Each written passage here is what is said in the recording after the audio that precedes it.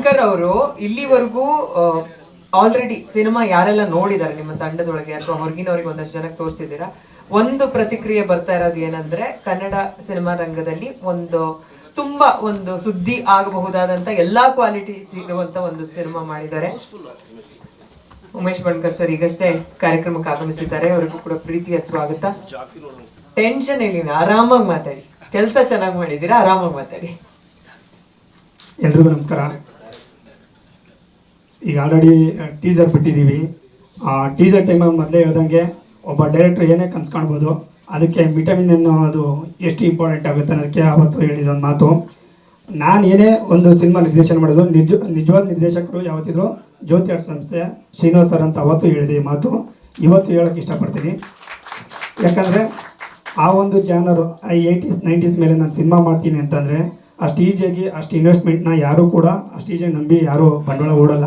ಹಾಗಾಗಿ ನಮ್ಮ ಹೀರೋ ಸರು ಹೇಳ್ದಂಗೆ ನನ್ನ ಮೇಲೆ ಅವರು ಒಂದು ಬರವಾದ ಒಂದು ನಂಬಿಕೆ ಇತ್ತು. ಆ ಉದ್ದೇಶದ ಮೇಲೆ ಸಿನಿಮಾ ಕಥೆನೂ ಕೂಡ ಕೇಳಿದ್ರು. ಕಥೆನೇ ನಾನು ಆ್ಯಕ್ಚುಲಿ 2 ವರ್ಷ ನಾನು ರೆಡಿ ಮಾಡಿಟ್ಟಿದ್ದೆ. ಅದಾದಮೇಲೆ ಲಾಕ್ಡೌನ್ ಟೈಮಲ್ಲಿ ನನ್ನ ಕತೆ ಓಕೆ ಆಯಿತು.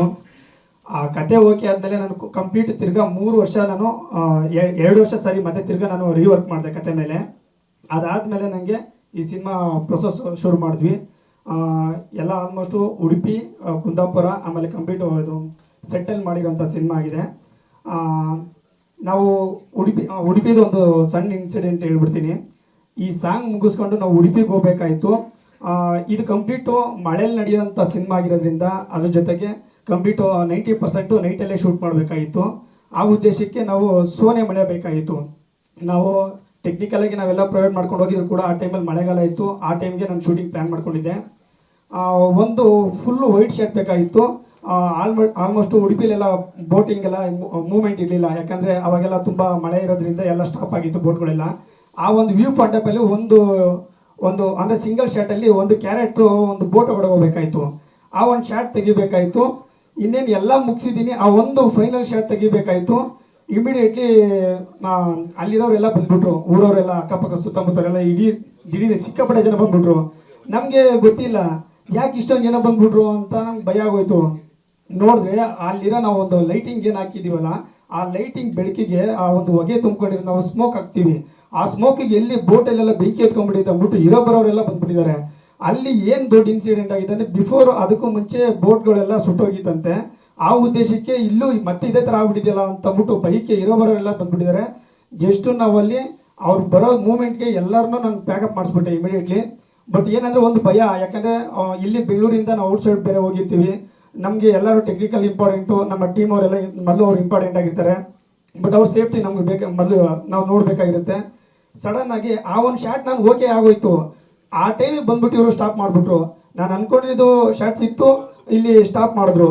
ಆ ಟೈಮ್ಗೆ ಎಲ್ಲರನ್ನ ಏನು ಮಾಡೋದು ಪ್ಯಾಕಪ್ ಮಾಡಿಸ್ಬಿಟ್ಟು ಸಡನ್ನಾಗಿ ಡೈರೆಕ್ಟ್ರು ಮತ್ತು ಶಿವಪಜ ಅಂತ ಇಲ್ಲಿದ್ದಾರೆ ಅವ್ರ ಎದುರುಗಡೆ ಇಮಿಡಿಯೇಟ್ಲಿ ಶೂಟಿಂಗ್ನ ಪ್ಯಾಕಪ್ ಮಾಡಿಸ್ಬಿಟ್ರು. ನೀವು ಶೂಟಿಂಗ್ ಮಾಡೋಂಗಿಲ್ಲ ಇಲ್ಲಿ, ಯಾರು ಏನು ಎತ್ತ ಅಂತೆಲ್ಲ ಸ್ಟಾಪ್ ಮಾಡಿಸ್ಬಿಟ್ಟು ಮಾರನೇ ದಿನ ಪೊಲೀಸ್ಗೆ ಕ್ರಿಮಿನಲ್ ಕೇಸ್ ಆಗೋಯ್ತು. ನನ್ನ ಮೇಲೆ, ಶಿವಪಜ ಮೇಲೆ, ಮ್ಯಾನೇಜರ್ ಲಕ್ಷ್ಮಣ ಅಂತ ಇನ್ನೂ ಬಂದಿಲ್ಲ, 3 ಜನ ಮೇಲೆ ಕ್ರಿಮಿನಲ್ ಕೇಸ್ ಆಗೋಯ್ತು. ಇಲ್ಲ ನಿಮ್ಮನ್ನ ಶೂಟಿಂಗ್ ಮಾಡೋಕ್ಕೆ ಬಿಡಲ್ಲ, ಹಿಂಗೆಲ್ಲ ಆಗೋಗಿದೆ, ಪಬ್ಲಿಕ್ಕಿಗೆ ಇದು ಅಲ್ಲಿರೋ ಜನಗಳಿಗೆಲ್ಲ ತೊಂದರೆ ಕೊಟ್ಟಿದ್ದೀರಾ, ಆಮೇಲೆ ಬೋಟ್ಗಳೆಲ್ಲ ಬೆಂಕಿ ಎತ್ಕೊಂಡಿದ್ದೀರಾ, ಅದಕ್ಕೆಲ್ಲ ಯಾರು ಜವಾಬ್ದಾರಿ ಅಂತ ಫುಲ್ಲು ಇದಾಗೋಯ್ತು. ಸ್ಟಾಪ್ ಮಾಡ್ಬಿಟ್ವಿ ಇವತ್ತೆಲ್ಲ. ಸರಿ ಸ್ಟೇಷನ್ಗೆ ಹೋದ್ವಿ. ಸ್ಟೇಷನ್ಗೆ ಹೋಗ್ಬೇಕಂದ್ರೆ ಆಲ್ರೆಡಿ ಸ್ಟೇಷನ್ ಒಳಗೆ ನನಗೆ ಹೋಗೋಕ್ಕೂ ಭಯ, ಇವ್ರಿಗೂ ಹೋಗೋಕ್ಕೂ ಭಯನೇ. ತಾತಂಗೆ ಹೇಳಿದೆ, ನೋಡ್ತಾತ ಹೆಂಗಿರೋ ಏಜ್ ಆಗ್ಬಿಟ್ಟಿದೆ, ನೀನು ಮೊದಲು ಹೋಗ್ಬಿಡು, ಯಾಕಂದರೆ ಇದು ಜವಾಬ್ದಾರಿ ಡೈರೆಕ್ಟ್ರು ಅಲ್ಲ, ನಿರ್ಮಾಪಕರಲ್ಲ, ಯಾರೂ ಅಲ್ಲ, ನಾನು ಅಂತ ಹೇಳ್ಕೊಂಡು ಸರೆಂಡರ್ ಆಗ್ಬಿಡು.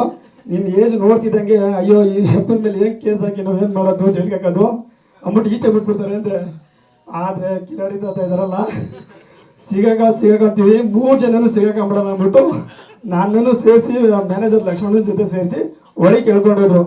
ಅಷ್ಟೊತ್ತಿಗೆ ಆಲ್ರೆಡಿ ನಮ್ಮ ಪ್ರೊಡ್ಯೂಸರ್ ಎಲ್ಲ ಫೋನ್ ಮಾಡಿ ಹೇಳಿದರು. ಬಟ್ ಡಿಪಾರ್ಟ್ಮೆಂಟ್ ಸರ್ ಇದ್ದರು, SI ಸರು.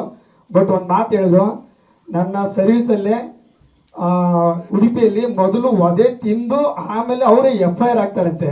ನೀವು ಈ ವಧೆನೂ ತಿಂದೇನೆ FIR ಹಾಕ್ಸ್ಕೊಳ್ದೇನೆ ಬಂದಿರೋಂಥ ಏಕೈಕ ವ್ಯಕ್ತಿಗಳು ನೀವು ಒಬ್ಬರೇ ಕೊಡೋ ಅಂತಂದರು. ಬಟ್ ನಮಗೆ ಅದೇನೋ ಗೊತ್ತಿಲ್ಲ, ಆ ದೇವ್ರ ದಯೆಯಿಂದ ನಾವು ಅಲ್ಲಿಂದ ಆ್ಯಕ್ಚುಲಿ ಬಚಾವ್ ಬಂದ್ವಿ. ಬಟ್ ಅಲ್ಲೊಂದು ಧೈರ್ಯ ಸಿಕ್ತು. ನೆಕ್ಸ್ಟ್ ಅವ್ರೇನು ಹೇಳಿದ್ರು, ಈ ಒಂದು ಕೊಲೆ ಆಗುತ್ತಲ್ಲ, ಕೊಲೆ ಆಗಿರೋ ಜಾಗದಲ್ಲಿ ಕರ್ಕೊಂಡೋಗಿ ಸ್ಪಾಟ್ ವೆರಿಫಿಕೇಶನ್ ಮಾಡ್ತಾರಲ್ಲ ಸರ್, ಅದೇನೋ ಈ ಜಾಗದಲ್ಲಿ ಕೊಲೆ ಮಾಡಿದ್ದಾರೆ ಅದು ಮಾಡಿದ್ದಾರೆ ಅಂತ ಮಾಜಾರು ಸ್ಥಳ ಮಾಜಾರು ಮಾಡೋಕ್ಕೆ ಆ ಥರ ಮತ್ತೆ ತಿರ್ಗಾ ಏನು ಬೋಟಲ್ಲಿ ಶೂಟ್ ಮಾಡ್ಬೇಕಾಯ್ತಲ್ವಾ ಮೇನ್ ನಮಗೆ ಅಲ್ಲೇ ಪೊಸಿಷನ್ ಇದ್ದಿದ್ದು. ಸರಿ ಅಲ್ಲಿರೋರು ಬಿಡಲಿಲ್ಲ ನಮಗೆ ಆ ಡಿಪಾರ್ಟ್ಮೆಂಟವರು. ಸರಿ ಬನ್ನಿ ನೀವು ಮತ್ತೆ ತಿರ್ಗಾ ಸ್ಕ್ರಿಪ್ಟ್ ಇಟ್ಟು PDF ನ ಕಳಿಸ್ಕೊಟ್ಟೆ. ಸರ್ ನಮ್ಮ ಸಿನಿಮಾದಲ್ಲಿ ಎಲ್ಲೂ ಬೆಂಕಿ ಒಂದು ಸೀನ್ ಇಲ್ಲ, ಬೇಕಾದ್ರೆ PDF ಓದ್ಕೊಳ್ಳಿ ಅಂತ ಕೊಟ್ಟೆ. PDF ಕೂಡ ಕೊಟ್ಟೆ. PDF ಅಲ್ಲಿ ಕಂಪ್ಲೀಟ್ ಓದ್ಕೊಂಡ್ರು. ಅಲ್ಲಿ ಯಾವುದೇ ರೀತಿ ನಾನು ಫೈರ್ದು ಏನೋ ಒಂದು ಇನ್ಸಿಡೆಂಟ್ ಇರಲಿಲ್ಲ.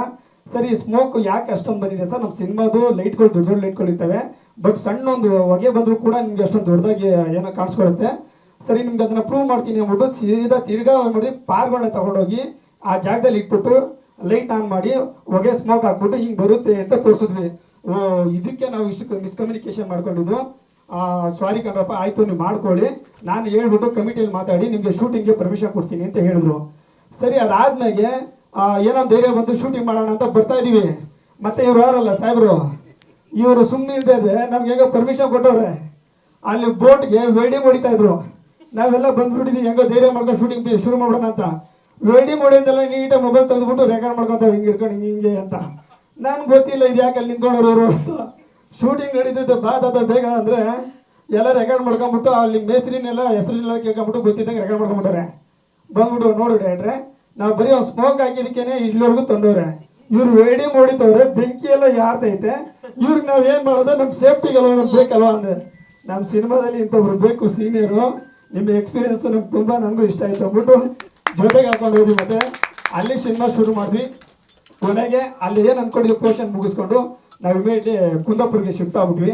ಸ್ವಾದಿಷ್ಟತೆಯ ಸ್ವಾದ, ತಾಜಾತನದ ಆಹ್ಲಾದ, ಉತ್ತಮ ಆರೋಗ್ಯ ಮತ್ತು ಹೆಚ್ಚಿನ ರೋಗ ನಿರೋಧಕ ಶಕ್ತಿಯ ವೃದ್ಧಿಗೆ ಈಗ ನಿಮಗೆ ಸಿಗುತ್ತಿದೆ ಉತ್ತಮ ಗುಣಮಟ್ಟದ ಪೌಷ್ಟಿಕಾಂಶ Shri Vaidik millet health mix. ಇದು ಸಿರಿಧಾನ್ಯಗಳ ಸಂಪತ್ತು.